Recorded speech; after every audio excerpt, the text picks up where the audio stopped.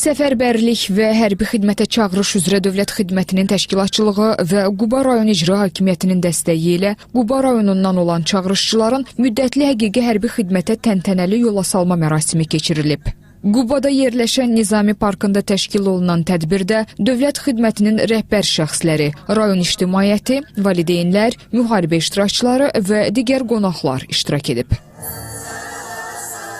Əvvəlcə dövlət himni səsləndirilib.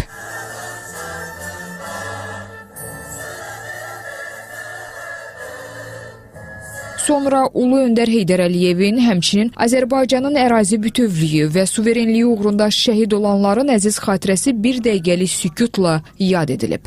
Tədbirdə açılış nitqi ilə çıxış edən Quba rayon icra hakimiyyəti başçısının birinci müavini Tariyel İbrahimov belə tədbirlərin gənclərdə vətənpərvərlik hissinin artmasına müsbət təsir göstərdiyini bildirib. Ordunun qüdrəti Ali Baş Komandan İlham Əliyevin rəhbərliyi altında 44 günlük vətən müharibəsi zamanı əldə edilən zəfər barədə də danışan icra başçısının birinci müavini çağırışçılara uğurlar arzulayıb. Çıxış edən Dövlət Xidmətinin çağırışa qədərki hazırlıq idarəsinin rəisi polkovnik leytenant Füzuli İsmailov vətəni müdafiə etməyin hər bir gəncin borcu olduğunu vurğulayıb. Müharibə zamanı gənclərin vətənpərvərliyi, onların fiziki və psixoloji statuslarının yüksək səviyyədə saxlanılması istiqamətində aparılan işlər barədə geniş məlumat verən idarə rəisi hərbi xidmətə yola düşənlərə öz tövsiyələrini çatdırıb. Dövlət Xidmətinin Quba rayonu şöbəsinin rəisi polkovnik Yasin Aşurov da öz növbəsində qalib ölkənin ordu sıralarında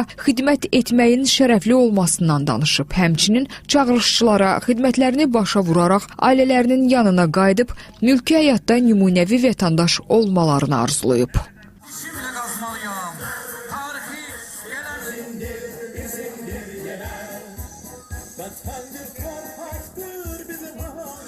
Rəsmi hissə bitdikdən sonra hərbi xidmətə yola düşən çağırışçılar dövlət bayrağını öpərək vətənə şərəflə xidmət edəcəklərinə söz verib və hərbi hissələrə yola salınıblar.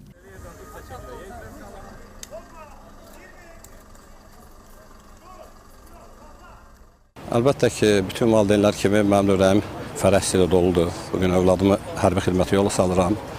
Arzu edirəm ki, bütün övladlar, əskərlərimiz ləyaqətlə xidmətlərini başa vursunlar, vətənə xidmət eləsinlər. Bütün Azərbaycan gəncliyi üçün bugün orduda xidmət eləmək ən şərəfli vəzifələrdən biridir. Və biz bu zamanında bu yolları biz keçmişik. İndi bir daha fəxrli bir anlarımızdır ki, indi övladlarımız bu yaşa gəlib çatıblar, dövlətimizə, vətənimizə qulluğa yollanırlar. Qeyd edək ki, analoji tədbirlər ölkənin bir sıra rayonlarında təşkil edilib və növbəti aylar ərzində davam etdirilməsi nəzərdə tutulur.